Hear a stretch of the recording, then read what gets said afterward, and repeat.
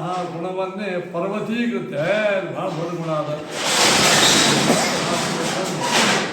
ಅವರ ಗುಣದಿಂದ ನಮ್ಮನ್ನು ನಾವು ವಿಕಾಸವನ್ನು ಮಾಡಿಕೊಂಡು ಜೀವನ ನಡೆಸ್ತಕ್ಕಂತಹ ಸಂತಹ ಕೇಂತಹ ಸಂತಿ ಇಂತಹ ಸಜ್ಜನ ಎಷ್ಟು ಬಂದಿದ್ದಾರೆ ಅಂತ ಅವರೇ ಕೇಳ್ತಾರೆ. ಯಾರು ಭಕ್ತ ಪರಗುಣ ಪರಮಾಣು ಪರ್ವತೀಕೃತ್ಯ ನಿತ್ಯಂ ನಿಜ ಹೃದಯ ವಿಕಸಂತ. ತಮ್ಮ ಮನಸ್ಸನ್ನು ವಿಕಾಸ ಮಾಡಿಕೊಂಡು ಇನ್ನೊಬ್ಬರ ಪರಗುಣಗಳನ್ನು ನೋಡಿ ಆನಂದಪಟ್ಟು ಏನಿದೆ ತನಗದನ್ನು ಅಭಿಪ್ರಾಯ ಮಾಡಿಕೊಂಡು ನಾನು ಹೀಗಾಗಬೇಕು ಅಂತ ಯಾವ ಅಂತಾನೆ ಅಂಥ ಸಂತರು ಕೇಂತಹ ಎಷ್ಟು ಮಂದಿ ಇದ್ದಾರೆ ಜಗತ್ತಲ್ಲಿ ಭಾಳ ಕಡಿಮೆ ಇದ್ದಾರೆ. ಭಕ್ತರು ಅದೇ ಹೇಳ. ಅದಕ್ಕೆ ನಾವು ನಮ್ಮ ಜೀವನದೊಳಗೆ ಕಶ್ಯಪಾಚಾರ್ಯರು ಭಾಳ ಒಳ್ಳೆಯ ವಿದ್ವಾಂಸರು,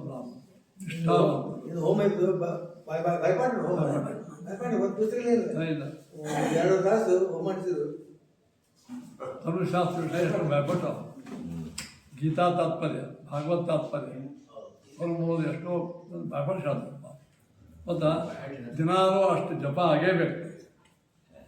ಜಪ ಮಾಡೋದು ಊಟ ಮಾಡಿ ಮತ್ತು ದಿನ ನಾನು ಜಪ ಮಾಡಿದ್ದೆ.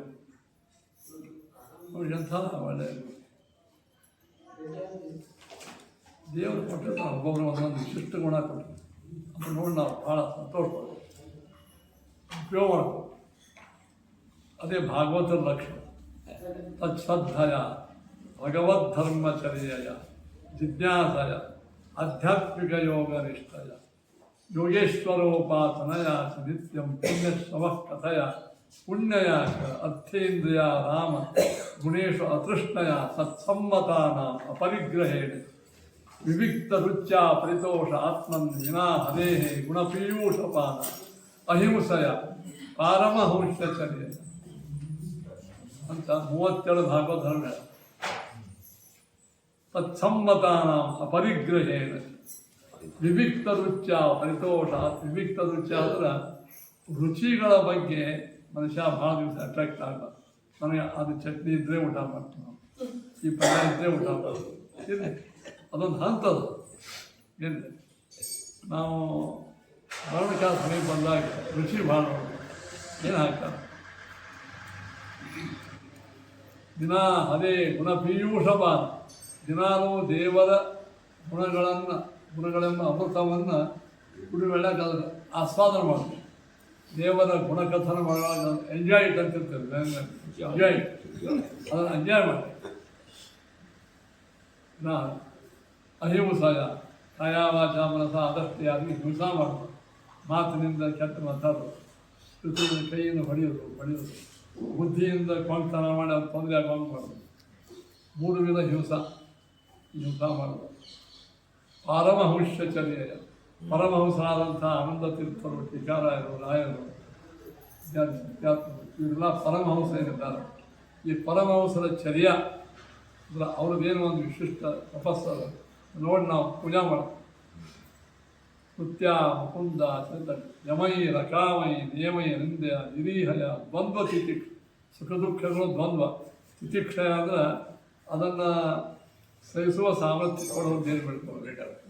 ಸುಖ ಅಮ್ಮ ಭಾಳ ಬರ್ತದ, ಸುಖವನ್ನು ಸಹನೆ ಮಾಡ್ಕೊಳ್ಳೋದು ಅಂದ್ರೆ ಅವಾಗ ಏನೂ ಅಹಂಕಾರ ಬರದೆ ನನಗಿಷ್ಟು ಬಂತು ನೋಡ್ತೀನಿ ನಾ ಹೆಂಗೆ ಐ ಆಮ್ ವೆರಿ ಹೀರೋ ಅಂತಂತ. ಹೀರೋ ಅಂದರೆ ಜೀರೋ ಆಗ್ತದೆ. ಎಲ್ಲಿ ಜೀರೋ ಒಂದೊಂದು ವೇಳೆ ಹೆಂಗಿರ್ತಾರೆ ಯಾರು ಗೊತ್ತಾ. ಈ ಭಯಂಕರ ಮೆರೀತಾರ ಮುಂದೆ ನಮಗೆಲ್ಲೋ ಕೆಳಮಟ್ಟಿಗೆ ಬಂದುಬಿಟ್ಟಿರ್ತಾರೆ. ಅದಕ್ಕೆ ಕಾರಣ ದುಃಖ ಆದಾಗ ದೇವರು ಬೈಬಾರ್ದು, ಶಾಸ್ತ್ರ ಬೈಬಾರ್ದು.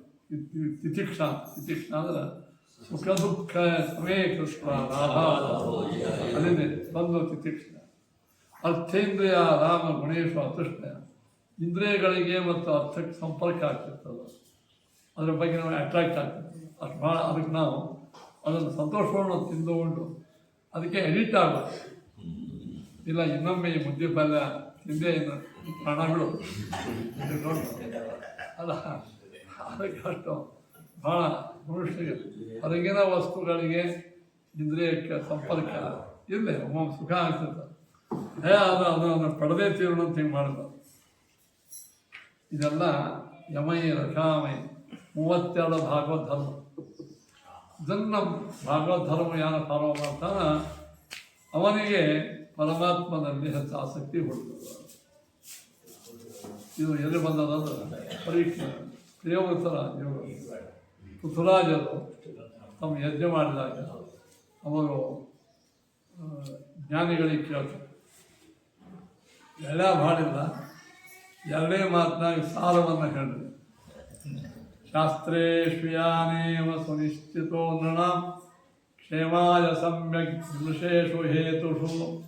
ಎಲ್ಲ ಶಾಸ್ತ್ರ ಮಥನ ಮಾಡಿದಾಗ ಯಾನೇವ ಇಷ್ಟು ನಿರ್ಣಯ ಆಗ್ಯದ ಅಂದ್ರೆ ಸಮಕಾಲಿಗಳು ಏನಾಗ್ಯದ?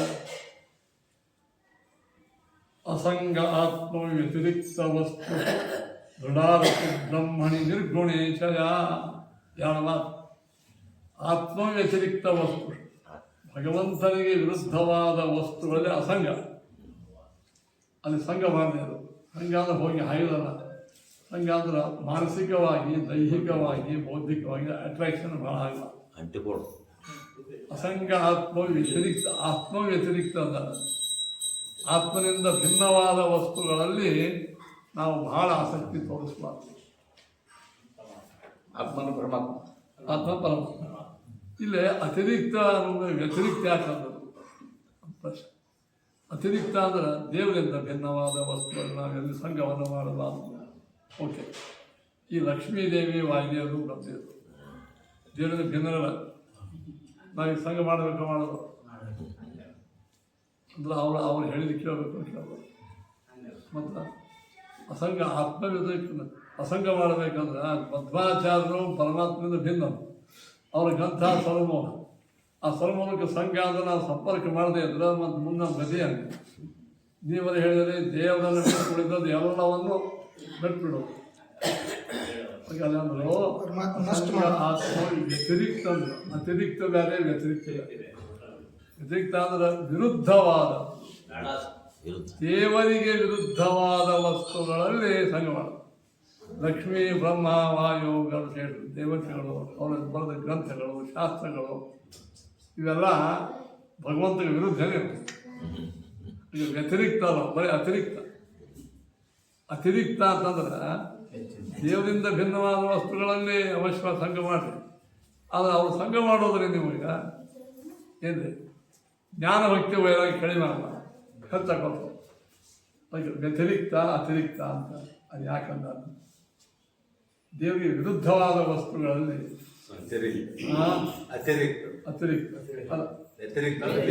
ಭಿನ್ನವಾದದ್ದೆಲ್ಲ ವಿರುದ್ಧರಾಗಿಲ್ಲ. ವಿರುದ್ಧವಾದ ಭಿನ್ನ ಇರ್ತದೆ.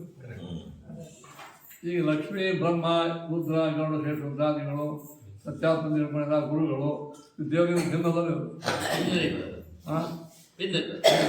ಅದರ ದೇವರಿಗೆ ವಿರುದ್ಧ ಅದು ದುರ್ಯೋಧನ, ದುಶ್ಯಾಸನ, ಕಲಿ, ಶಕುನಿ ಎಲ್ಲಗಳಿರುವ ವಿರುದ್ಧ.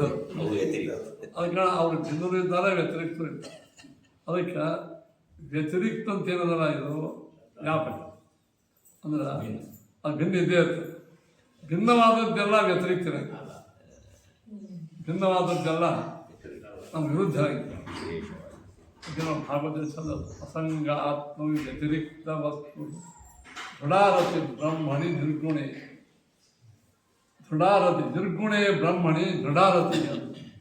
ನಿರ್ಗುಣನಾದಂತಹ ಪರಬ್ರಹ್ಮ ನಾರಾಯಣನಲ್ಲಿ ದೃಢ ಗಟ್ಟಿಯಾದ ಮನಸ್ಸು, ಬುದ್ಧಿ, ಭಕ್ತಿ ಇವೆರಡು ಸಮಗ್ರ ಶಾಸ್ತ್ರವನ್ನು ಮಥನ ಮಾಡಿ ನೋಡಲಾಗಿ ಹೊರಗೆ ಬಂದ ಬೆಣ್ಣೆಯ ಮಾತು ಯಾವ ಹೇಳಿದ್ರೆ ದೇವರಿಗೆ ವಿರುದ್ಧವಾದ ವಸ್ತುಗಳಲ್ಲಿ ಆಸಕ್ತಿ ಮಾಡದೇ ಇರೋದು.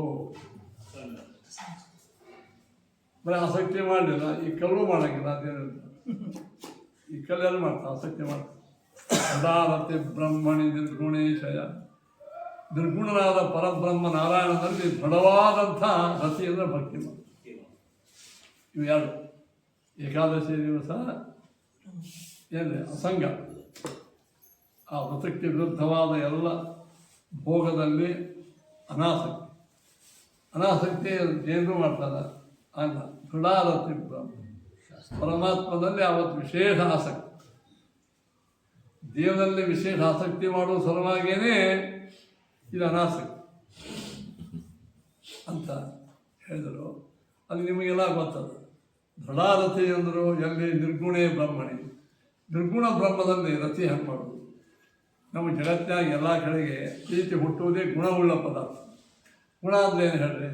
ನಿಮ್ಮ ಒಳ್ಳೆ ಬಿಹೇವಿಯರ್, ನಿಮ್ಮ ವ್ಯವಹಾರ, ಸಜ್ಜನಿಕೆ, ನಿಮ್ಮ ಸುಂದರ ರೂಪ, ನಿಮ್ಮ ಮಾತು, ನೀವು ಕೊಡುವ ದಾನಶಕ್ತಿ, ಇವೆಲ್ಲ ಗುಣಗಳು ನಿಮ್ಮ ಗುಣ ನೋಡಿ ಮತ್ತು ಅಟ್ರಾಕ್ಟ್ ಆಗ್ತೀವಿ. ಮತ್ತು ದೇವರಲ್ಲಿ ಯಾವ ಗುಣಗಳಿಲ್ಲ ಅಂತ ಅಟ್ರಾಕ್ಟ್ ಹೆಂಗೆ?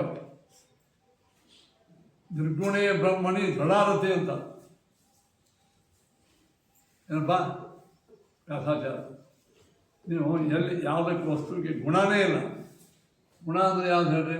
ಮೊದಲನೇದು ಅವನಲ್ಲಿ ಸರ್ವೋತ್ತಮತ್ವ, ಸರ್ವಕರ್ತತ್ವ, ಪರೋಪಕಾರತ್ವ, ಪರಾನುಗ್ರಹತ್ವ, ಇವೆಲ್ಲ ಗುಣಗಳು. ಯಾವ ಗುಣನೇ ಇರುತ್ತೆ ದೇವರಲ್ಲಿ. ನಾವು ಪ್ರೀತಿ ಹೆಂಗೆ ಮಾಡೋದು? ಜಗತ್ತಿನ ಎಲ್ಲ ಕಡೆ ಪ್ರೀತಿ ಹುಟ್ಟೋದು ಅದರಿಂದ ಹೇಳ್ರಿ ಹೌದಾ? ಗುಣನೇ ಇಲ್ಲ ಅಂತ ನಾವು ಪ್ರೀತಿಯನ್ನು ಮಾಡೋದು. ಅದು ದೃಢ ಪ್ರೀತಿ ಅಂತ. ಇಷ್ಟ, ವಿಶಿಷ್ಟ, ಅಧಿಕೃತ ಮೂರೂ ಇಲ್ಲ.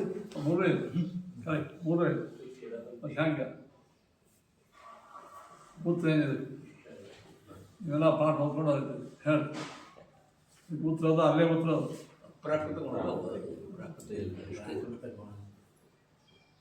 ನಿರ್ಗುಣೇ ಬ್ರಹ್ಮಣಿ ಅಂದ್ರೇನು? ಹಾಳಾಗುವ ಗುಣಗಳಿಲ್ಲ, ಪ್ರಾಕೃತ ಗುಣ ಇಲ್ಲದೆ ಇದ್ದಂಥ ದೇವರಲ್ಲಿ ದೃಢಾರತಿಯನ್ನು ಮುದ್ದಾಮ ದೃಢಾರತಿ ಬರಬೇಕಾದ್ರೆ ಅವು ಗುಣ ದೃಢ ಇರಬೇಕು. ಏನ ನಿಮ್ಮ ವಿದ್ಯಾ ನೋಡಿ ನಾ ಅಟ್ರಾಕ್ಟ್ ಆಗಿ ವಿದ್ಯಾ ಕರ್ತಂಗ ಇರಬೇಕಿಲ್ಲ. ಅದು ಆ ವಿದ್ಯಾ ನನ್ನ ಪ್ರವಚನ, ನನ್ನ ಪಾಠ ಪ್ರವಚನಗಳು ಸ್ವಲ್ಪ ಯಾವಾಗ ಭಾಳ ಶಿಥಿಲ ಆಗ್ತಾವೆ. ಯಾಕೋ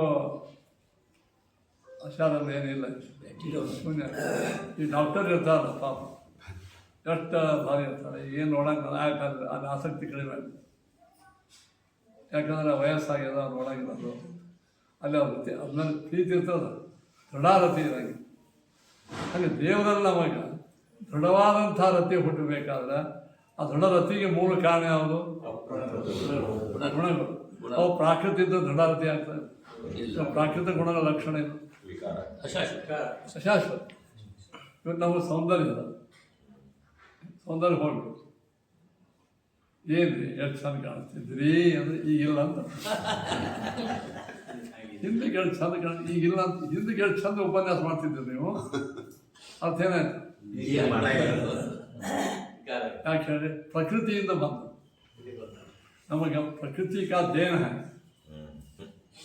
प्रकृति से हम जो लेते हैं वो अशाश्वत रहता है, अशाश्वत ಅದಕ್ಕೆ ದೃಢವಾದ ರತಿ ಪರಮಾತ್ಮ ಬರಬೇಕಾದ್ರೆ ಆ ರತಿಗೆ ಕಾರಣವಾಗಿರ್ತಕ್ಕಂಥ ಗುಣಗಳು ಹೆಂಗಿರ್ಬೇಕು?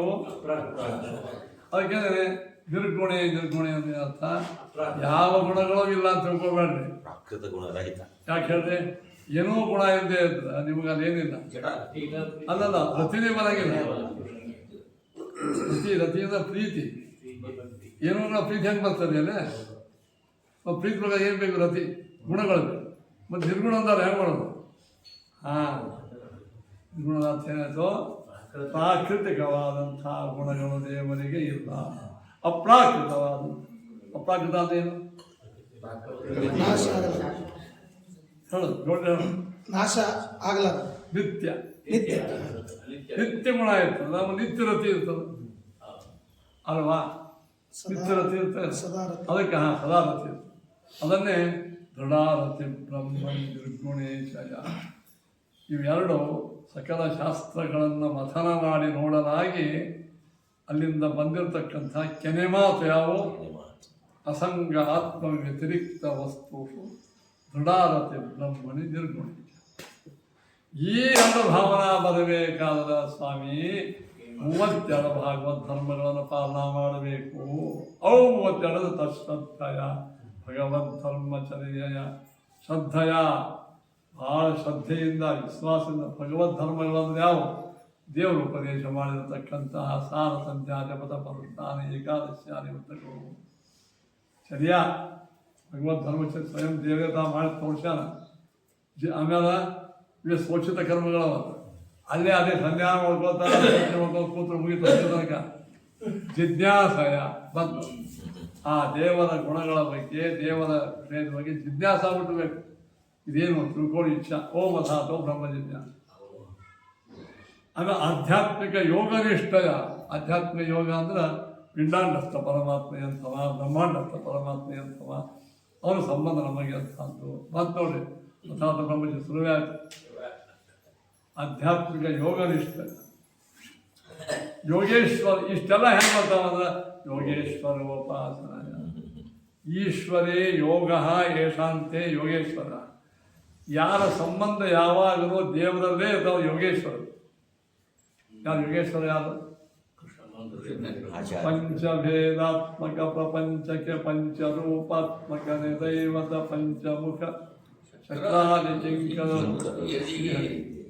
ಪಂಚವಿಂಶತಿ ತತ್ವತರತಮ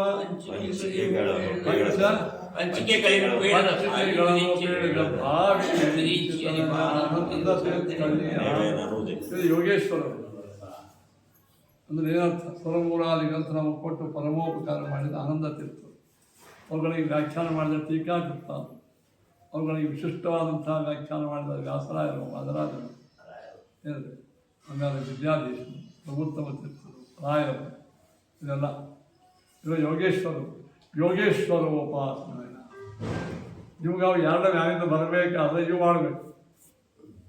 PhD ಪಾಸ್ ಆಗಬೇಕಾದ್ರೆ ಮೊದಲು 1ನೇತೆ 2ನೇತೆ ಹಿಂಗೆ ಹೋಗ್ಬೇಕ್ರೆ ಏನವ ತಿಳ್ಕೋಬೇಕಲ್ಲ. ಅದೇ ಪ್ರೀತಿ ನನಗವ ಯೋಗೇಶ್ವರೋಪಾಸನಯ. ಹಾಗಾದ್ರೆ ಯೋಗೇಶ್ವರ ಉಪಾಸನೆ ಮಾಡಬೇಕಾದ್ರೆ ಪುಣ್ಯಶ್ರವ ಕಥೆಯ ಪುಣ್ಯಯಾಚ. ಪುಣ್ಯಕರವಾದ ಭಗವಂತನ ಮಹಿಮೆಗಳನ್ನು ದಿನ ಅವ್ರ ಬಾಯಿಂದ ಕೇಳಬೇಕು. ಅಂದರೆ ಇವಾಗ ಅವ್ರು ಉಪಾಸನೆ ಮಾಡೋದು. ಏನಾಯ್ತು? ಆಚಾರ್ಯ ಮಧ್ವರಲ್ಲಿ ನಿಮಗೆ ಒಳ್ಳೆ ನಿಷ್ಠೆ ಹುಟ್ಟಬೇಕಾದ್ರೆ ಆ ಮಧ್ವರ ಗ್ರಂಥಗಳ ದಿನ ಅವರು ಕೇಳಬೇಕು. ಕೇಳಿದ ಮ್ಯಾಗ ನಿಮಗೆ ನೋಡ್ರಿ ಸುಧಾ ಗ್ರಂಥದ ವಿಷಯ ತಿಳ್ಕೊಂಡಾಗ ನೀವು ಜಯತೀರ್ಥರು ನಿಂತ್ಕೊಂಡಾಗ ನಿಮಗೇನು ಭಕ್ತಿ ಬರ್ತದೆ. ಬರೇ ಜಯತೀರ್ಥರು ಗಡ್ಡವರು ಬರ್ತಾ ಇರೋದು ತತ್ವಪ್ರಕಾಶಿಕ ಸುಧಾ ಅವೆಲ್ಲ ಗ್ರಂಥಗಳನ್ನು ನೀವು ಚೆನ್ನಾಗಿ ಅಧ್ಯಯನ ಮಾಡಿದಾಗ ನಿಮಗೇನಾಗ್ತದೆ, ಓ ಇಂಥ ಜಯತೀರ್ಥ. ಅಂದರೆ ಯಾವುದೇ ವ್ಯಕ್ತಿಯಲ್ಲಿ ಮಹಿಮಾ ಜ್ಞಾನ ಬರಬೇಕಾದ್ರೆ ಏನಾಗಬೇಕು? ಜಿಜ್ಞಾಸಯ ಆಧ್ಯಾತ್ಮಿಕ ಯೋಗ ಅರ್ಥ. ಹಾಗ ಇಷ್ಟೆಲ್ಲ ಬರಬೇಕಾದ್ರೆ ಅರ್ಥೇಂದ್ರಿಯ ರಾಮ ಗುಣೇಶ್ವರ ಸೃಷ್ಟಿ. ಇಂದ್ರಿಯಗಳಿಗೆ ಭೋಗವನ್ನು ಕೊಡುವ ವಸ್ತುಗಳಲ್ಲಿ ಅದೃಷ್ಟ, ಅಲ್ಲಿ ಬಹಳ ಆಶಾ ಇರಬಾರ್ದು.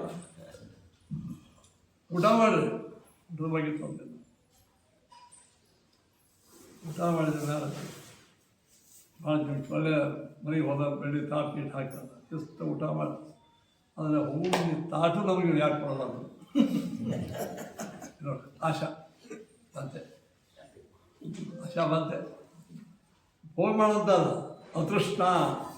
ವಸ್ತುಗಳಲ್ಲಿ ನಿಮಗೆ ತೃಷ್ಣ ಇರಬಾರ್ದು. ತೃಷ್ಣ ಅಂದ್ರೆ ಅತಿಯಾದ ಆಸೆ. ಭೋಗ ಮಾಡಿರಿ, ಭೋಗ ಮಾಡಲಿಕ್ಕೆ ಏನು ಬೇಡ.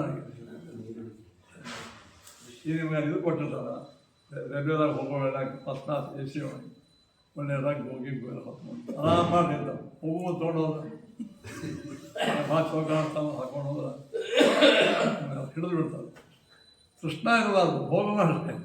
ದೇವದೇನು ಕೊಟ್ಟಾನಲ್ಲ, ಒಳ್ಳೆಯ ಭೋಗ ಮಾಡಿ. ಯಾರೋ ನೀವು ಬೇಕಾದ್ರೆ ನಿಂತರು ನಾವಂತ ಎಂಥವ್ರು ಹೋಗ್ತೀವಪ್ಪ ನಿಮ್ಮ ಮನೆ ನೀವು ಇದ್ದೀವಿ, ನೀವೇ ಇದ್ವಿ, ಎಲ್ಲ ಸದಸ್ಯರೆಲ್ಲ ನಿಮ್ಮದು ಎಲ್ಲ ಬಳಸ್ತಾ ಇದ್ದಾರೆ. ಅವ್ರು ಕೊಟ್ಟು ಹೋಗುವಂದು ತೊಗೊಂಡು ಹೋಗ್ಬಿಟ್ರೆ ಅದನ್ನು ತೃಷ್ಣ ಅಂತ. ಅರ್ಥೇಂದ್ರಿಯ ರಾಮ ಗುಣೇಶು ಭೋಗ ಮಾಡಿ ಜಗತ್ತಿನಾಗ ಅದು ನಿಮ್ಮದೇ ಅಂತಂದ್ರೆ ನೀವು ಭಾಳ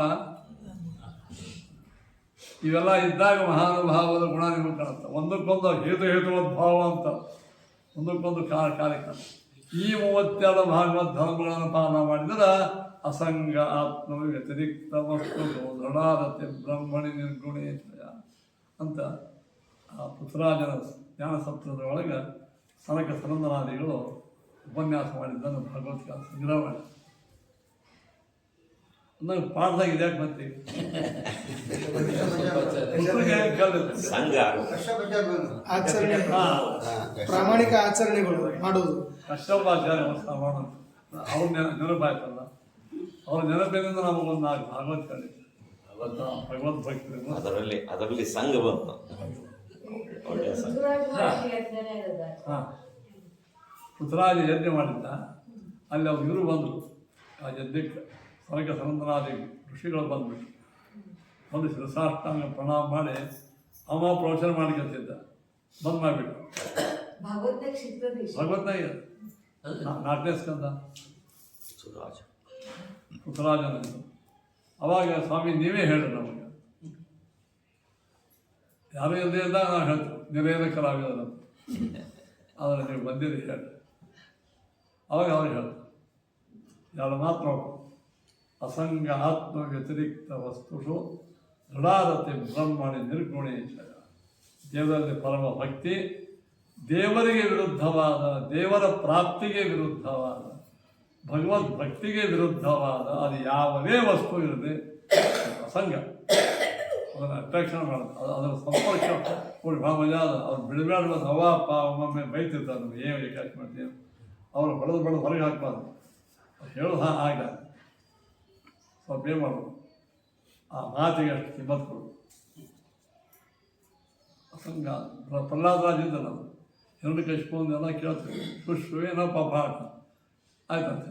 ಗುರುಗಳು ಹೇಳ್ತಿದ್ರು, ನೋಡಪ್ಪ ದೇವ್ರು ಎಂಬುವಂಥ ವಸ್ತು ಏನು ಅದು ಇಲ್ಲ, ನಿಮ್ಮ ಅಪ್ಪನೂ ಒಬ್ಬಾಗಿಲ್ಲ, ಒಬ್ಬ ತಿಳ್ತಿಲ್ಲ. ಶುಶ್ರುವೆ ನಪ್ಪ ಪಾಠ ಅವೇನು ಮಾಡಿದ, ಅಪ್ಪ ತೊಳಿದಾಗ ಕೂತ್ಕೊಂಡು ಅಂತ ಎಲ್ಲ ಹೇಳ್ತಾರೆ. ಅಲ್ಲೋ ಮತ್ತು ಅದೆಲ್ಲ ಗೋಣ ಹಾಕಿದ್ವಿ, ಅದೇ ನಿಮ್ಮ ಮುಂದೆ ಗೋಣ ಹಾಕೋದು ಇದಿಲ್ಲ ಅಂತ ಅಸಂಗ. ಅದ ನಿಮ್ಮನ್ನು ನಾವು ಎದುರಿಗೆ ಹಾಕೋಂಗಿಲ್ಲ, ಹೇಳೋದು ಬೇಡ ಹೇಳು ನೋಡಿ. ಅಸಂಗ ಆತ್ಮವ್ಯತಿರಿಕ್ತವಾದ ವಸ್ತುಗಳು ಪ್ರಹ್ಲಾದರಾಜರು ರೈತರ ಮಧ್ಯವಾಗೇ ಇದ್ರು. ಅಸಂಗ ಯಾಕಂದ್ರೆ ಅತಿರಿಕ್ತರಾದ ವ್ಯತಿರಿಕ್ತ ಭಗವಂತನ ಸಿದ್ಧಾಂತಕ್ಕೆ ವಿರುದ್ಧ ಆಗಿದ್ರು ಯಾರು ಅವರೆಲ್ಲ ರೈತರು. ಅದು ದೃಢಾರತಿ ಮಾಡಿದ್ದರು. ಇದು ಹಾಗಾದರೆ ಈ ನಮ್ಮ ಸದ್ಯ ನಡೆದ ಪಾಠ ಏನು ಸಮಕದ ಜಿಜ್ಞಾಸಯ ಆಧ್ಯಾತ್ಮಿಕ ಇದೆಲ್ಲ ಬರಬೇಕಂದ್ರೆ ಬ್ರಹ್ಮ ಜಿಜ್ಞಾಸ ಅಂದರೆ ನಮಗೆ ಆಸಕ್ತಿ ಬೇಕು. ಆ ಬ್ರಹ್ಮ ಜಿಜ್ಞಾಸದೊಳಗಿಂದ ಈಗ ಸಾಧನ ಜಿಜ್ಞಾಸ, ದೇವರ ಪ್ರಾಪ್ತಿಗಾಗಿ ಸಾಧನವಾದದ್ದು ಯಾವುದಪ್ಪ? ಶ್ರವಣ, ಮನನ, ನಿಧಿಧ್ಯಾಸನ ಮತ್ತು ಅಪರೋಕ್ಷ ಜ್ಞಾನ. ಮೋಕ್ಷಕ್ಕೆ ಸಾಧನ, ಅಪರೋಕ್ಷ ಜ್ಞಾನಕ್ಕೆ ಇವು ಸಾಧನ. ನಾವು ಶ್ರವಣ, ಮನನ, ಅಪರೋಕ್ಷ ಜ್ಞಾನ ಆಯ್ತು. ಪ್ರಸಾದ್, ಭಗವಂತನ ಪ್ರಸಾದ, ಮಹಾಪ್ರಸಾದ್, MP. ಭಗವಂತನ ಪ್ರಸಾದಕ್ಕೆ ಬೇಕಾಗಿರತಕ್ಕಂತಹ ಇದು ಯಾವುದು? ಅಪರೋಕ್ಷ. ಆ ಅಪರೋಕ್ಷ ಜ್ಞಾನದ ಮಹಿಮೆಯ ಬಗ್ಗೆ ಸಾಕಷ್ಟು ಅದಕ್ಕೆ ನಾವು ಹೇಳಿದ ವಿಷಯಕ್ಕೂ ಈ ಪಾಠಕ್ಕೂ ಸಂಬಂಧ ಉಂಟಲ್ಲ, ಅಸಂಬದ್ಧ ವಿಷಯ ಆಗಿದೆ.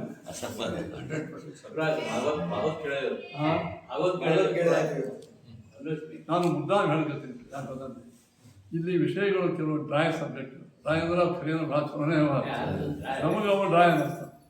ಈ ಕಬ್ಬದ ನೋಡ್ರಿ, ಕಬ್ಬು ಹಂಗೆ ಹಾಕಿದ್ರೆ ಡ್ರಾಯ್ ಅನ್ನಿಸ್ತದೆ. ಹಲ್ಲಿನ ತೆಗೆದು ಗುರ್ಲಿಕ್ಕೆ ಹತ್ರ ಹಂಗಿದ್ದಂಗೆ ಒಳಗೆ ಭಯಂಕರ ಹೊರಗೆ ನೋಡಲಿಕ್ಕೆ ಮತ್ತು ತರ್ಕ ವ್ಯಾಕರಣ ಇವ ಹಿಂಗಲ್ಲ ಹಂಗೆ ಏನಪ್ಪ ಇದು ಎಂದರೆ ಮುಗಿತು ಸೇರ್ಲಿಕ್ಕಿಲ್ಲ. ಒಮ್ಮೊಮ್ಮೆ ಯಾರಿಗೂ ಅನ್ನಿಸ್ತದೆ ಅಂದ್ರೆ ಎಷ್ಟು ದಿವಸ ಹಿಂಗೆ ಹೋಗೋದು, ಅದ್ವೈತಗಳು ಹಂಗೆ ಹೇಳಿದ್ರು, ಇವರು ಹಿಂಗೆ ಹೇಳಿದ್ರು, ಆ ತಪ್ಪದ ಈ ತಪ್ಪದ ಹೇಳಿದ್ರೆ ಈ ಬೇಸ್ಮೆಂಟ್ ಮೇಲೆ ನಾವು ಆಗಾಗ್ಗೆ ನಾನು ವಿಷಯಾಂತರ ಮಾಡ್ತಾ ಇರ್ತೇನೆ. ದಯವಿಟ್ಟು ಕ್ಷಮಿಸಿ. ನಿಮಗೆ ಏನಪ್ಪ ನಾವು ಈಗ ಗ್ರಂಥ ಮುಂದೆ ಹೋಗಿ ಹೊಂಟ್ರೆ ಆಚಾರ ದಿನ ಪ್ರಾಣ ಶುರು ಮಾಡೋದು ಅತ್ಯುತ್ತಮ ನಾವು ಆ ದೃಷ್ಟಿಯಿಂದ ಹೇಳ್ತೇವೆ. ಜನರಿಗೂ ಅವ್ರ ಮಧ್ಯೆ ಕೂಸುಗಳಿಗೆ ಕೈ ವಿಷ ಕೊಡಬೇಡ, ಸಕ್ಕರೆ ಬಾಯಿ ಹಾಕಿ ಕೊಡ್ತಾರೆ. ಔಷಧ ಕೊಡು ಮುಂದೆ. ಅದು ಬೇಕು. ಪಕ್ಯದ ಮನಸರಾಮ ಪಾಯಸಂ ಭಕ್ಷಯಾಮ ಸ್ವಾತಂತ್ರ್ಯ ಇದಾಗಬೇಕೇನ. ರಾಮ ರಾಮ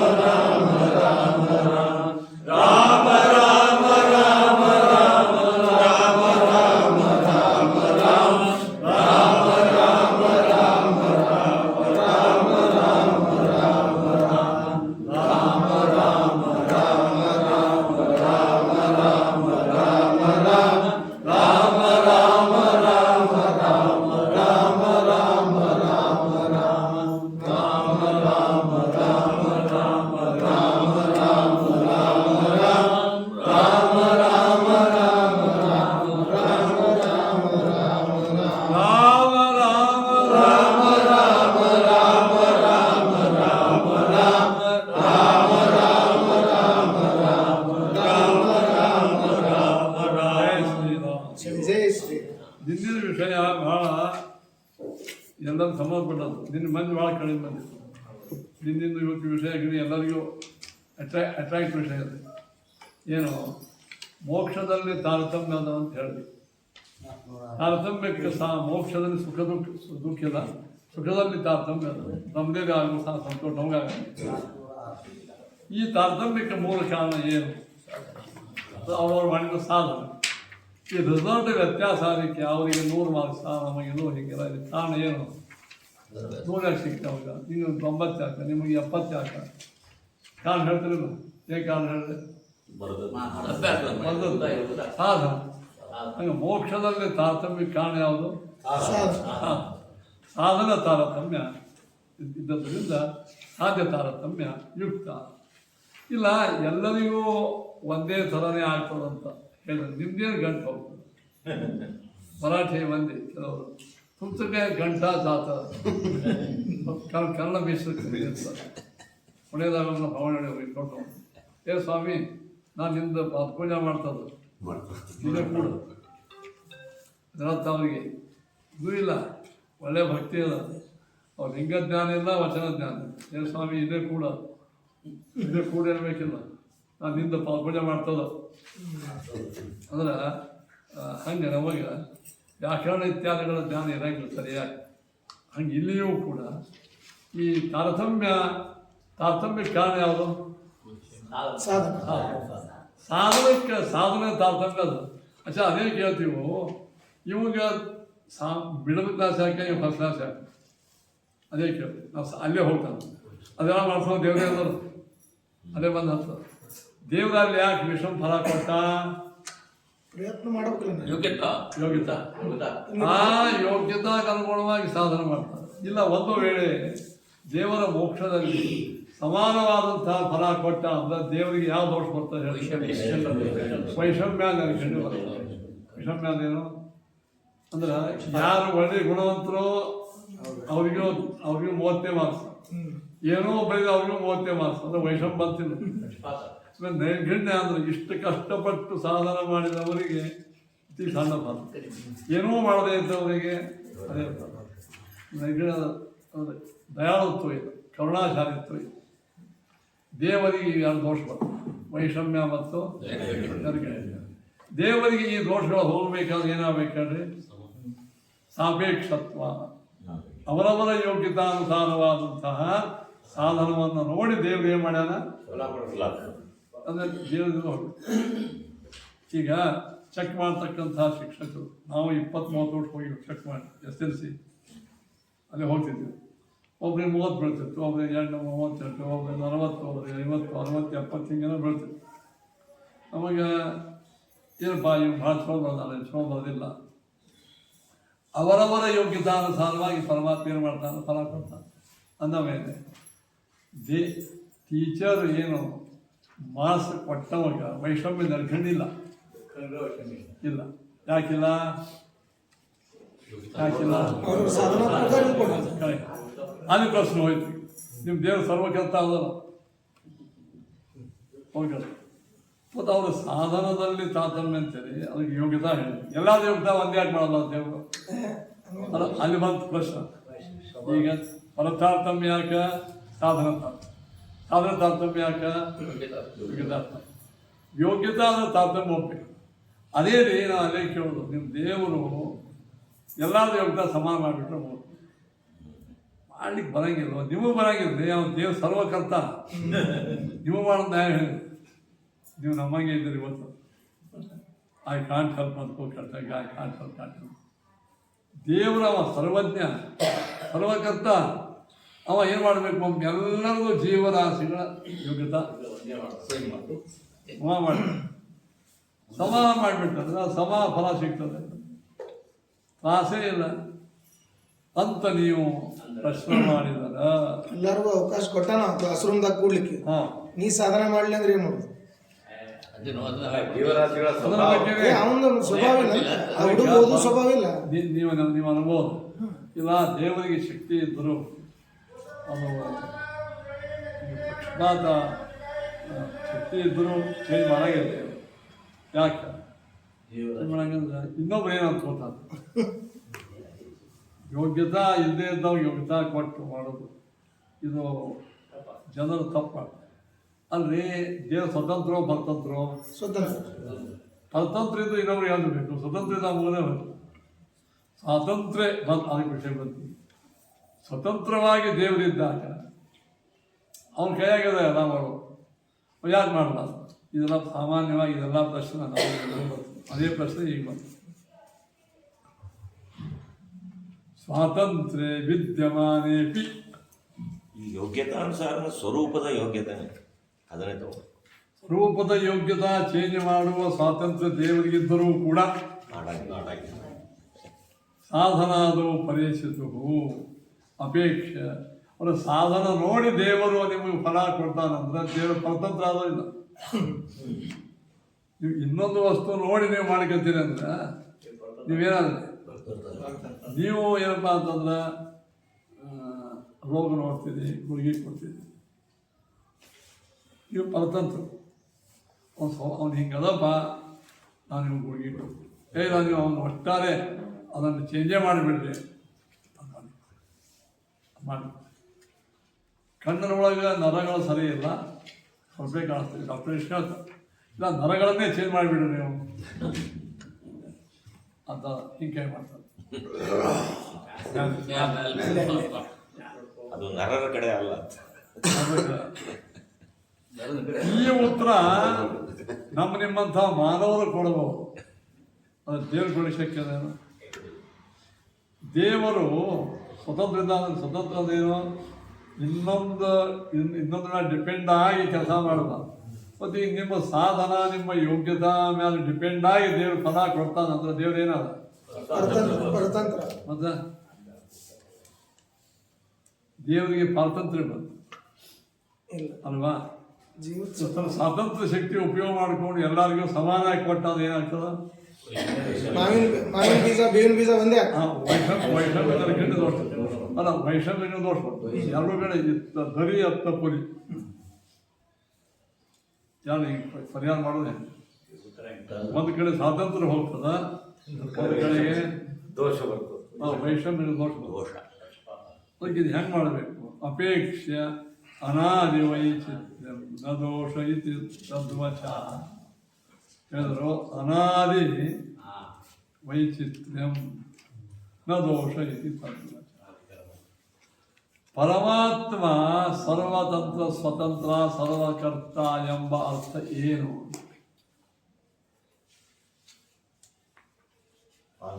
ಜಗತ್ತಿನೊಳಗ ಅನಾದಿ ಕಾಲದಿಂದ ನಿತ್ಯವಾದ ವಸ್ತುಗಳು ಮೂಲ ಪ್ರಕೃತಿ, ದೇವರು, ಜೀವರಾಶಿಗಳು. ಇವು ಅನಾದಿಯಿಂದ ಬರ್ತದೆ. ಅಜನ್ಮ ಹುಟ್ಟಿದ್ದಲ್ಲಿ ಅಪರಿವರ್ತನೀಯ. ಅದಕ್ಕೆ ಹೇಳಿದರು ಸಾಕ್ಷ್ಯ ಅನಾದಿ ವೈಚಿತ್ರ್ಯಂ, ಅನಾದಿ ವೈಚಿತ್ರ್ಯ ಅದು ಎಲ್ಲ ಯೋಗ್ಯತಾ ನ ದೋಷ ಇತಿ ತದ್ವಚ. ಈ ಅನಾದಿಯಾದಂಥ ಪದಾರ್ಥವನ್ನು ಪರಮಾತ್ಮ ಏನು ಪರಮಾತ್ಮ ಅಪೇಕ್ಷಾ ಮಾಡಿಕೊಂಡು ಫಲ ಕೊಡ್ತಾನ ಅನ್ನೋದಕ್ಕೆ ಯಾವ ದೋಷವೂ ಇಲ್ಲ. ನ ಕರ್ಮ ವಿಭಾಗಾತ್ಯೇತನಾದಿತ್ವ ಉಪಪದ್ಯತೆ ಚಾಪಿ ಉಪಲಭ್ಯತೆ. ಎರಡು ಸೂತ್ರಗಳಿದೆ. ಈ ಸೂತ್ರಾರ್ಥವೇ ಅದರ ಅರ್ಥ ಏನಾಯಿತು? ಅನಾದಿಯಾದಂಥ ಪದಾರ್ಥವನ್ನು, ನಿತ್ಯವಾದಂಥ ಪದಾರ್ಥವನ್ನು, ಅದರ ಸ್ವಭಾವವನ್ನು ಅಪೇಕ್ಷಾ ಮಾಡಿಕೊಂಡು ದೇವರ ಫಲ ಕೊಡೋದು ದೇವರ ದೋಷವಲ್ಲ, ದೇವರ ದೋಷ ಅಲ್ಲ. ಸ್ವಾತಂತ್ರ್ಯ ಉಪಯೋಗ ಮಾಡಿಕೊಂಡು ಯಾಕೆ ಮಾಡಿ ನೀವು ಸ್ವಾತಂತ್ರ್ಯ ಅದೇ ಸ್ವತಂತ್ರ ಅಂದರೆ ನಾವು ತಂತ್ರ. ಅದು ನೀನು ಸ್ವಾತಂತ್ರ್ಯ ಹಿಂಗೆ ಮಾಡಂತೇಳಿ ನಾವು ಪರತಂತ್ರ ಆಗ್ತಾನೆ. ನಿನ್ನ ಮಾತು ಕೇಳಿ ಮಾಡ್ಕೊತಾನೆ. ನೀವು ಸ್ವತಂತ್ರ ಇದ್ದೀನಿ, ನೀ ಯಾಕೆ ಮಾಡಬಾರ್ದು ಅಂತ ನೀವು ಒದರಾಡ್ತೀನಿ. ಅವ ಮಾಡಿದ ಅವೇನಲ್ಲ ಸ್ವತಂತ್ರ. ದೇವರು ಸ್ವತಂತ್ರ, ಅವನ ನೇಮದ ಅನಾದಿಯಾದಂಥ ಸ್ವಭಾವ ಯೋಗ್ಯತೆ ಆಗಿವು. ಅವು ಚೇಂಜ್ ಮಾಡುವ ವಸ್ತುಗಳ ಅಲ್ಲ.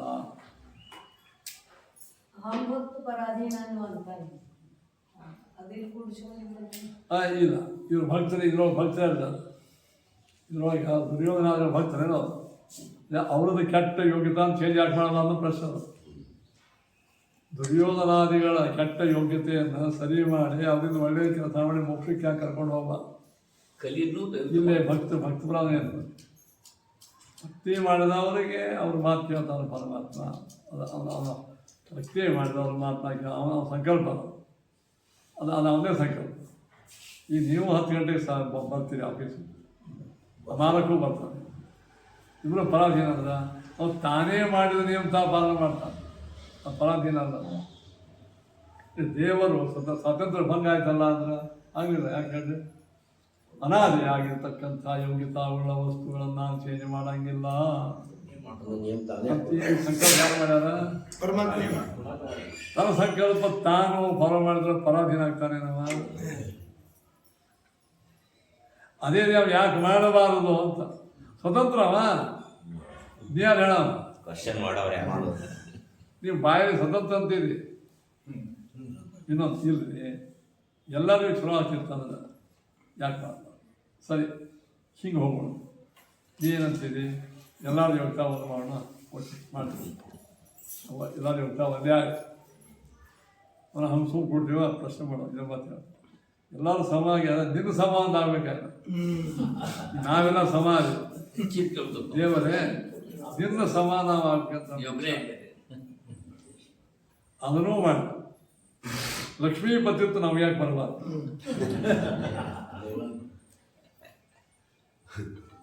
ಹಂಗೆ ಹೋಗ್ತೀವಿ, ನೆಕ್ಸ್ಟ್ ಲೆವೆಲ್ ಹಂಗೆ ಹೋಗ್ತೀವಿ. ಮತ್ತಂದ್ರೆ ಇಷ್ಟು ದಿವಸ ನೀ ಎಲ್ಲರ ಮ್ಯಾಲೂ ಅತ್ಯಂತ ನ್ಯಾಯ. ಕೆಲವು ದಿವಸ ನಾವು ಆಗ್ತೀವಿ, ನಮಗೆ ಕೊಡು, ನೀ ಕೇಳಲ್ಲ. ಇಂಥ ಇಚ್ಛೆ ಬರ್ತಾವೇನೋ ಹೇಳಿ. ಇತಿ ಇಲ್ಲ ಮಿತಿ ಇಲ್ಲ. ನೀವು ಎಷ್ಟೊಂದು ಚೇಂಜ್ ಮಾಡೋದು. ಹಾಗಾಗಿ ಇನ್ನೊಂದು ಮಾಡಬ, ಅದು ಮೋಕ್ಷ ಬಿಟ್ಬಿಡಪ್ಪ. ಈ ಸಂಸಾರ ನಮ್ಮನೆ ತಂದು ಹಾಕಿ ಇದು ಬಿಟ್ಬಿಡು, ಮಾಡೇಬೇಡ. ಸುಮ್ಮನೆ ಎಲ್ಲ ಇರ್ತೀವಿ ಅಲ್ಲೇ. ಇಲ್ಲಿ ತಂದು ಕಳಿಸಿದ ಮೇಲೂ ರೋಟಿ ಕಬ್ಬಣ ಮಕಾನ್ ಸಲುವಾಗಿ ನಾವು ಎಷ್ಟು ಕಷ್ಟಪಡ್ತೀವಿ. ಹಂಗೆ ಮಾಡೋದು ಹೊಟ್ಟೆ ಯಾರಿಗೂ ಹಸಿವೇ ಆಗಬಾರ್ದು. ಹೊಟ್ಟೆ ಯಾರಿಗೂ ಹಸಿವೆ ಆಗಬಾರ್ದು. ಯಾರೂ ಸಾಯಬಾರ್ದು.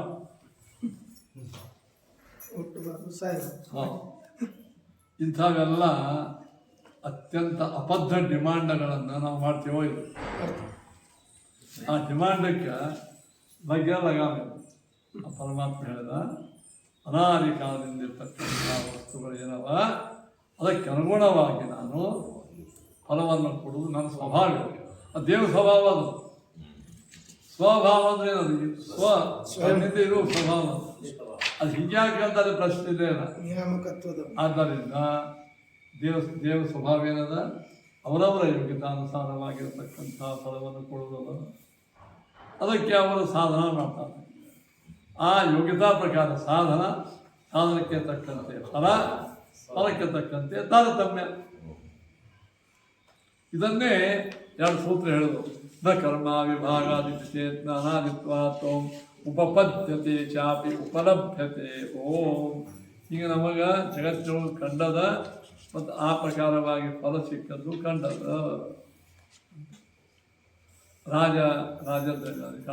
ರಾಜಾದಿಗಳಲ್ಲಿ ಕಾಣಿಸ್ತದೆ ಮತ್ತು ಅನಾದಿತ್ವಾದಿತಿ ಉಪಪದ್ಯ ಇತ್ಯಪಿ ಇದು ಅನ್ಬೇಕು ಅಂದಿದೆ ಅಪೇಕ್ಷ ಅನಾದಿ ವೈಚಿತ್ರ್ಯಂ ನ ದೋಷ ಇತಿ ತದ್ವಚಃ. ನೋಡಿ, ಅನಾದಿಯಾದಂಥ ನಿಮ್ಗೆಲ್ಲ ಒತ್ತು ಸಿಗ್ತದೆ. ಹೆಚ್ಚಾಗಿ ನಿನ್ನೆ ಭಾಳ ಮಂದಿ ಬಂದಿದ್ದಿಲ್ಲ, ನಾವು ನಿನ್ನೆ ವಿಷಯ ಹೇಳಿದೆ. ಹೆಚ್ಚಾಗಿ ಎಲ್ಲರಿಗೂ ಕಾಡೋದಿದೆ, ದೇವ್ರು ಹಿಂಗೆ ಯಾಕ ಅಂತ ಕೇಳ್ತಾರೆ. ಒತ್ತು ಸಿಗ್ತೇವಲ್ಲ ಒತ್ತು.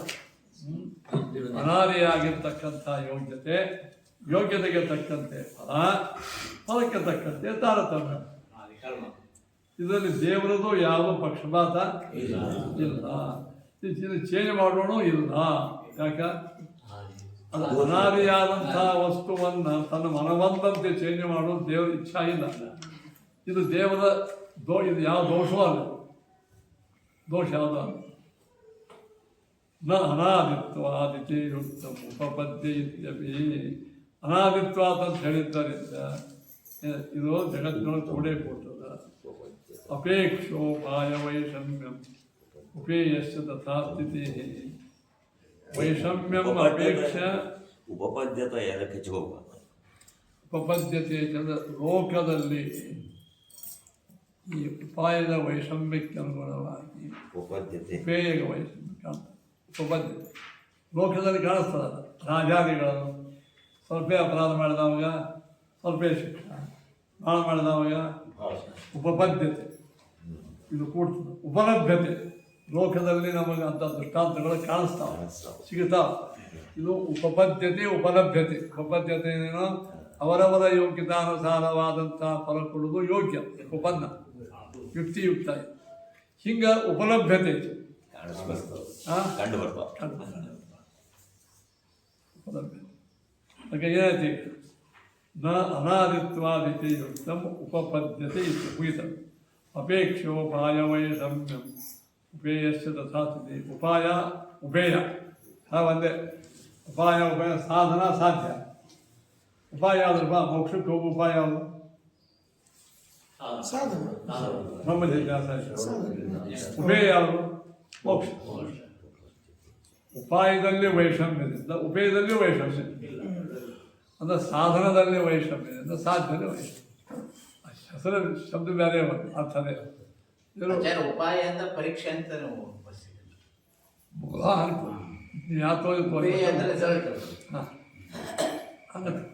ಈ ಮೋಕ್ಷ ಒಳಗ ಮೋಕ್ಷಾನಂದ ಇದು ಉಪೇಯ, ನಮ್ಮಿಲ್ಲಿ ಸಾಧನ ಉಪಾಯ. ಅದಕ್ಕೆ ಉಪಾಯ ವೈಷಮ್ಯಂ ಉಪೇಯಶ್ಚ ತಥಾ ಸ್ಥಿತಿ. ಮಯಾ ಕಯಾ ವಿರುದ್ಧ ಸ್ಯಾತ್ ರಾಜಾದಮಪಿ ದೃಶ್ಯತೆ. ಕಯಾ ಅಂದ್ರೆ ಇದನ್ನು ನಾವು ರಾಜಾದಿಗಳಲ್ಲಿ ಕಾಣಿಸ್ತೇವೆ. ಏನೋ ಮಯ ಅಂದ್ರೆ ಪ್ರಮಾಣ. ಈ ಪ್ರಮಾಣದಿಂದ ಮಯ ಅಂದ್ರೆ ಮಾದ ಪ್ರಮಾಣ. ಮಯ ಅಂದ್ರೆ ಪ್ರಮಾಣದಿಂದ ಕಯಾ ವಿರುದ್ಧ ಸ್ಯಾತ್ ರಾಜಾದಮಪಿ ದೃಶ್ಯತೆ.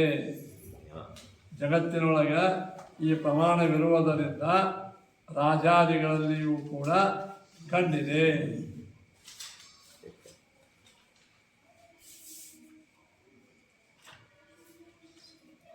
ಅಂದರೆ ಸೇವಕ್ಕೆ ಅನುಗುಣವಾಗಿರತಕ್ಕಂತಹ ಫಲ ಕಂಡದು. ಮತ್ತು ಸೇವೆಗೆ ಅನುಗುಣವಾಗಿ ಫಲವನ್ನು ಕೊಡದೇ ಇದ್ದದ್ದು ಅವಿವೇಕ ರಾಜರಲ್ಲೂ ಕಂಡದು. ಎರಡು ಮಯಾ ಕಯಾ ವಿರುದ್ಧ ಸ್ಯಾತ್ ರಾಜಾದವಪಿ ದೃಶ್ಯ. ರಾಜಾದವ ಅಂದ್ರೆ ಅವಿವೇಕಿ ರಾಜ. ಅವಿವೇಕ ರಾಜನಲ್ಲಿ ನೀವು ಎಷ್ಟು ಇದು ಮಾಡಿದ್ರಿ, ಪರಿಶ್ರಮ ಮಾಡಿದ್ರಿ, ಅದಕ್ಕೆ ತಕ್ಕಂತೆ ಫಲ ಎಷ್ಟೊಂದು ರಾಜರು ಕೊಟ್ಟಿಲ್ಲ. ಈಗ ನೀವು ಎಷ್ಟೇ ಉತ್ತಮವಾಗಿ ಬರೆದರೂ ನಿಮಗೆ ಮೆಡಿಕಲ್ ಸೀಟ್ ಸಿಗಂಗಿಲ್ಲ. ನಿಮಗಿಂತ ಯಾರು ಕಡಿಮೆ ಬರೆದಾರ ಅವಶ್ಯಕ. ಮತ್ತು ಈ ರಾಜಾದಿ ಕಾಣಿಸ್ತಾರೆ, ಈ ಅವಿವೇಕದಲ್ಲಿ ಕಾಣಿಸ್ತಾರೆ. ದೇವರ ವಿವೇಕ ದೇವರು ವಿವೇಕ. ಅದ ಕಾರಣ ಅಪೇಕ್ಷ ಉಪಾಯದ ಮಯಾ ಕಯಾ ವಿರುದ್ಧಾಶ್ಯ ರಾಜಾದೋಪಿ ದೃಶ್ಯತೆ ತ್ಯಾಗೋ ದುಷ್ಟಶ್ಚ ಜಾದೃಷ್ಟ ಕಲ್ಪನೆಯಂತೆ ಸುದುಷ್ಕರವು ದುಷ್ಟಶ್ಚ ತ್ಯಾಗ ಅದೃಷ್ಟ ಕಲ್ಪನೆ. ಹೀಗಾಗಿ ತಪ್ಪೇನಂದ್ರೆ ಜಗತ್ತಿನೊಳಗೆ ಅಸಂಗತಿಯನ್ನು ಏನು ಹೇಳ್ತೀವಿ, ಕಣ್ಣಿಗೆ ಕಾಣುವ ನಮ್ಮ ಮನಸ್ಸಿಗೆ ತೋರುವ ಅನುಭವ ಬಿಟ್ಬಿಡೋದು, ಕಣ್ಣಿಗೆ ಕಾಣದೇ ಇರ್ತ ಅಪ್ರಾಮಾಣಿಕ ಅದನ್ನು ಒಪ್ಪೋದು, ದೃಷ್ಟ ತ್ಯಾಗ ಅದೃಷ್ಟ ಕಲ್ಪನೆ. ಏನೋ ದೃಷ್ಟ ತ್ಯಾಗ ದೃಷ್ಟವಾದಂಥ ಯೋಗ್ಯತಾನುಗುಣವಾದ ಸಾಧನ, ಅದಕ್ಕೆ ತಕ್ಕಂತೆ ಫಲ ಬಿಟ್ಬಿಡೋದು, ಕಾಣದೇ ಅಂತ ಇಲ್ಲ ಏನೇ ಎಲ್ಲರೂ ಒಂದೇ ಮಾಡಿ ಮುಗಿಸಿ ಒಂದೇ ಫಲ ಕೊಡೋದು ಅದೃಷ್ಟ ಕಲ್ಪನ. ಇವೆರಡೂ ದೃಷ್ಟ ತ್ಯಾಗ ಅದೃಷ್ಟ ಕಲ್ಪನ ಇನ್ನೊಂದ ಇದು ಮಾಯಾವಾದಿಗಳಿಗೆ ಭೂಷಣ, ನಿಮಗಲ್ಲ.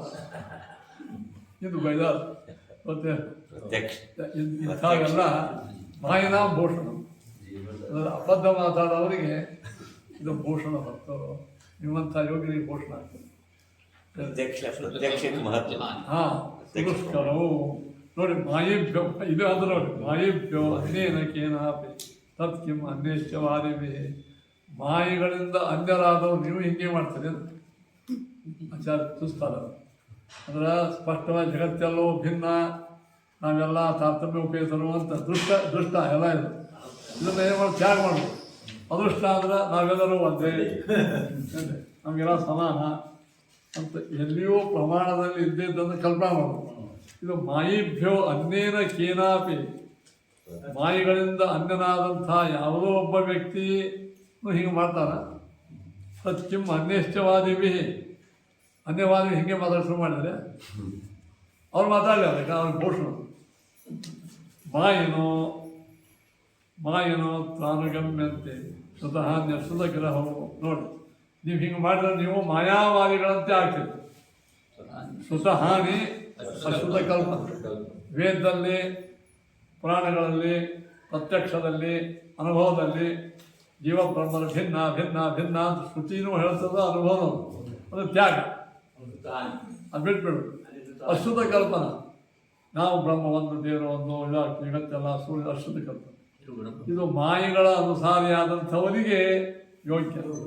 ನೀವು ಮಾಯಗಳ ಅನುಸಾರಿನೂ ಅಲ್ಲ. ಮಾಯನೋ ಮತ್ತು ಅನುಗಮ್ಯಂತೆ ಶ್ರುತಃ ನಿಶ್ಚಯ ಅಪ್ಯತ್ರ ಮಾಯನಾಮಿಗೆ ಸತ್ಯೇ ದೋಷ ಸತೋಧಿಕಾ. ಇಂತಹ ಶ್ರುತಃ ನಿಶ್ಚಿಕಲ್ಪಗಳು ವಿಕಾರಗಳು, ಇದು ಮಾಯ ದೋಷಗಳು ಅಧಿಕಾ. ತತ್ಪಕ್ಷದ ದೋಷಗಳ ಮಧ್ಯದೊಳಗೆ ದುಷ್ಟತ್ಯಾಗ ಅಧಿಕ ವೈರುಭೋಗಿ.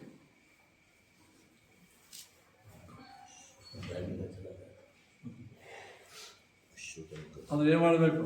ಶ್ರುತಹಾನಿ ಅದೆಲ್ಲ ಒಂದೇ. ಶ್ರುತಹಾನಿ ಅಶುದ್ಧ ಕಲ್ಪನ, ಅದೃಷ್ಟಹಾನಿ ಅದೃಷ್ಟ ಕಲ್ಪನ. ಇವು ಅಪಿ ಅತ್ರ ಮಾಯಿನ ಲಿಂಗೆ ತತ್ಕೇ ದೋಷ ತಥೋದಿ. ಇದಕ್ಕಿಂತ ಹೆಚ್ಚಿನ ದೋಷ ಇರುತ್ತೆ ಯಾವ ಹೇಳಿ. ವಾದ ನಡೆದಾಗ ಎಲ್ಲರಿಗೂ ಅನುಭೂತವಾದ್ದನ್ನು ಬಿಟ್ಬಿಡೋದು, ಎಲ್ಲ ಅನುಭವ ಆಗದೇ ಇದ್ದದ್ದನ್ನು ಏನು ಮಾಡೋದು, ಇದಕ್ಕಿಂತ ಹೆಚ್ಚು ದೋಷ ಇರುತ್ತೆ ಯಾವ. ನಾನು ನಿಮಗೆ ಯಾವ ದೋಷ ಕೊಡ್ತೀನಿ, ಯಾವ ದೋಷ ಹೇಳ್ರಿ? ಜಗತ್ತಿನಾಗ ಸಾಧನಕ್ಕೆ ಅನುಗುಣವಾಗಿ ಸಾಧ್ಯ, ಸಾಧನಕ್ಕೆ ಅನುಗುಣವಾಗಿ ಫಲ. ಇದು ಬಿಟ್ಬಿಡ್ರಿ ಅಂತಂದ್ರೆ ಏನಾಯ್ತದೆ? ದೃಷ್ಟ ಹಾನಿ, ಸುತ ಹಾನಿ, ಅದೃಷ್ಟ ಕಲ್ಪನೆ. ಜಗತ್ತಿನೊಳಗೆ ಅದೃಷ್ಟ ಆದ್ರೆ ಕಲ್ಪನೆ ಮಾಡಿ ನೋಡಿದ್ದು ಸುಳ್ಳು ಆಗ್ಬಹುದು, ಕೇಳಿದ್ದು ಸುಳ್ಳು ಆಗ್ಬಹುದು. ಮಾಯೆಗಳ ಅನುಸಾರಿಯಾದಂಥ ನಿನ್ನ ಮಾತಾಡಿ ಆಗಲೇ ಅಂತಂದ್ಬಿಟ್ರೆ ಇದಕ್ಕಿಂತ ದೊಡ್ಡ ಜಗತ್ತಿನಾಗ ಯಾವ ದೊಡ್ಡ. ಆದ್ದರಿಂದ ಈ ಫಲತಾರತಮ್ಯ ವಿಷಯಕವಾಗಿ ಸಾಧನ ತಾರತಮ್ಯ, ಅದಕ್ಕೆ ತಕ್ಕಂತೆ ಯೋಗ್ಯತಾ ತಾರತಮ್ಯ, ಶ್ರುತ ವೇದಗಳಲ್ಲಿ ಕಂಡದ, ಅನುಭವದಲ್ಲಿ ಕಂಡದ. ಅದಕ್ಕೆ ಇದನ್ನು ನಾವು ಗಟ್ಟಿ ಮಾಡ್ತಾರೆ ಮಾಡಬೇಕು. ಶ್ರೀಕೃಷ್ಣ. ಇಡೀ ಪ್ರಕರಣ ಅದ್ವೈತ